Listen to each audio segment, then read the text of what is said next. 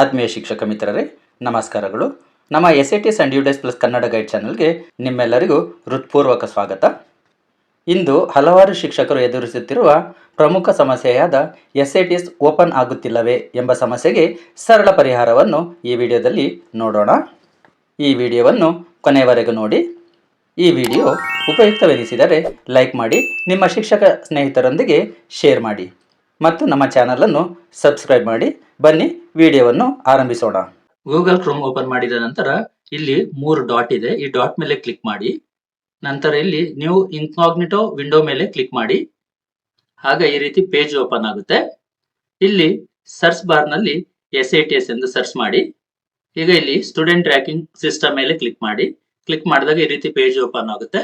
ಈಗ ಅಡ್ವಾನ್ಸ್ ಮೇಲೆ ಕ್ಲಿಕ್ ಮಾಡಿ. ಇಲ್ಲಿ proceed to SATS Karnataka government in unsafe ಇದೆ, ಇದ್ರ ಮೇಲೆ ನೀವು ಕ್ಲಿಕ್ ಮಾಡಿ. ಕ್ಲಿಕ್ ಮಾಡಿದಾಗ ಸ್ಯಾಟ್ಸ್ ಲಾಗಿನ್ ಪೇಜ್ ಓಪನ್ ಆಗುತ್ತೆ. ಲಾಗಿನ್ ಮೇಲೆ ಕ್ಲಿಕ್ ಮಾಡಿ. ಇಲ್ಲಿ ಯೂಸರ್ ನೇಮ್ ಅನ್ನು ಟೈಪ್ ಮಾಡಿ, ನಂತರ ಸೆಂಡ್ OTP ಕೊಡಿ. ಈಗ ರಿಜಿಸ್ಟರ್ಡ್ ಮೊಬೈಲ್ ನಂಬರ್ಗೆ OTP ಬರುತ್ತೆ. ಮೊಬೈಲ್ಗೆ ಬಂದ OTP ಅನ್ನು ಟೈಪ್ ಮಾಡಿ ವೆರಿಫೈ ಮೇಲೆ ಕ್ಲಿಕ್ ಮಾಡಿ. ನೋಡಿ, ಈಗ SATS ಓಪನ್ ಆಗುತ್ತೆ. ಈ ಪ್ರಕಾರವಾಗಿ ನೀವು SATS ಅನ್ನು ಲಾಗಿನ್ ಆಗಬಹುದು. SATS ಓಪನ್ ಆಗದಿದ್ದಾಗ ಈ ರೀತಿಯಾಗಿ ಸಮಸ್ಯೆಯನ್ನು ಬಗೆಹರಿಸಬಹುದು. ಈ ವಿಡಿಯೋ ನಿಮಗೆ ಉಪಯುಕ್ತವಾಗಿದ್ದರೆ ಲೈಕ್ ಮಾಡಿ, ಶೇರ್ ಮಾಡಿ. ನಮ್ಮ SATS and UDAS plus Kannada guide channel ಅನ್ನು ಸಬ್ಸ್ಕ್ರೈಬ್ ಮಾಡಿ. ಬೆಲ್ ಐಕಾನ್ ಅನ್ನು ಒತ್ತಿ. ಮುಂದಿನ ಉಪಯುಕ್ತ ವಿಡಿಯೋದಲ್ಲಿ ಮತ್ತೆ ಭೇಟಿಯಾಗೋಣ. ವಿಡಿಯೋವನ್ನು ವೀಕ್ಷಿಸಿದ ಎಲ್ಲ ಶಿಕ್ಷಕ ಮಿತ್ರರಿಗೂ ಧನ್ಯವಾದಗಳು.